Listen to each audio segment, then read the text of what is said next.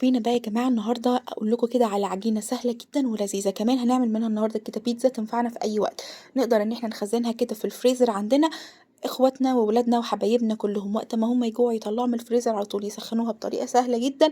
ينفع ياكلوها وقت قبل فطار في امتحاناتهم، وقت امتحاناتهم اما يرجعوا من الامتحان بصوا كمان ظهرها عامل ازاي، يقدروا ياكلوها في اي وقت. تنفع كمان عشاء لذيذ وفطار لذيذ، يعني تنفع في اي وقت وبجد سهلة جدا ولذيذة. بصوا اصلا شكلها عامل ازاي والعجينة ليها طعم خطير. تعالوا اقول لكم عملناها ازاي.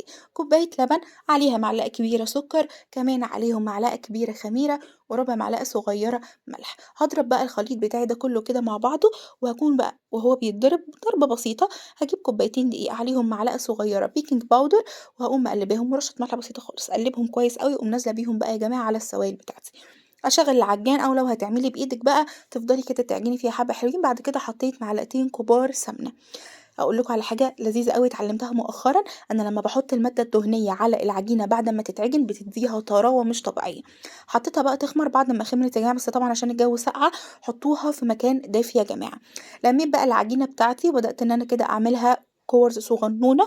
بعد كده بقى كل كورة دي يا جماعة هاقوم أنا واخداها وفرداها. بس خلّيني الأول أقول لكم كنت باعمل الكورة أهو كده والمّها كويس جدًا عشان تبقى سهلة معايا في الفرد. وكنت حاولت إن أنا أعمل الكور على قد بعضها قد ما يعني حاولت، زي ما أنتم شايفين طبعًا كنت غاسلة إيدي وقتها كويس جدًا. كده بقى عملت الكور بتاعتي، وكمان كنت دلوقتي هاعمل معاكم كورة تانية. طبعًا البيتزا إحنا ممكن نعملها بأي حاجة، كان عندي صوص بيتزا أصلًا قبل كده، طبعًا اللي هو كانت صلصة عادية حطيت عليها شوية زعتر وضبطتها كده بالبابريكا والتوم باودر والبصل باودر وبس كده. أنتِ عندِك صوص بيتزا تحبيه حطي عليها، على فكرة تنفع إن إحنا نحط عليها رانش، ينفع إن إحنا نحط عليها كل حاجة.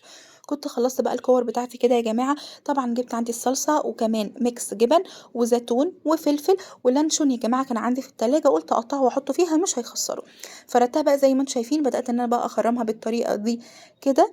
بعد كده بقى يا جماعة هاقوم جايبة إن أنا أحط عليها صوص البيتزا، بس للأسف أنا كنت باصور لوحدي فما عرفتش أصور الحتة دي أوي. أحط بقى عليها كده يا جماعة صوص البيتزا الخطير المتين بتاعنا. بعد كده بقى تقومي حاطة كل الحاجات اللي أنتِ حابة تحطيها. أنا حطيت يا جماعة عندي زيتون والفلفل، وطبعًا اللانشون زي ما باقول لكم على فكرة لو عايزين تحطوا عليها مثلًا بانيه أو مثلًا أي حاجة من المقليات هتبقى غدا برضه سهلة ولذيذة جدًا. حطيتها بقى في الصاجة بتاعتي كده يا جماعة، سيبكم من شكلها مقوّس دي، ركزوا في اللي شكلها حلو. بعد كده بقى دخلتها الفرن بالضبط، قعدت ربع ساعة في الفرن. بعد كده شغّلت عليها الشواية بالضبط أقل من دقيقتين 3، لإن هي أصلًا كانت الصلصة مدياها احمرار حلو أوي والموتزاريلا كانت خلاص ساحت. دخلتها بقى الفرن يا جماعة زي ما باقول لكم، بصوا بس شكلها كان عامل إزاي في الصاج. بجد كانت سهلة أوي ولذيذة، وأنا عايزة أقول لكم إن كلها على بعضها ما خدتش مني عمايل ساعة أو نُص ساعة، والتخمين هو اللي خَد معايا ساعة. بُصّوا بقى أمّا طلعت يا جماعة، الأول باوريكم شكلها كده في النُص، بُصّوا بقى شكلها لمّا طلعت بجد كانت خطيرة، وريحتها قلبت البيت وكانت البيت كلّه هيتجنن عليها.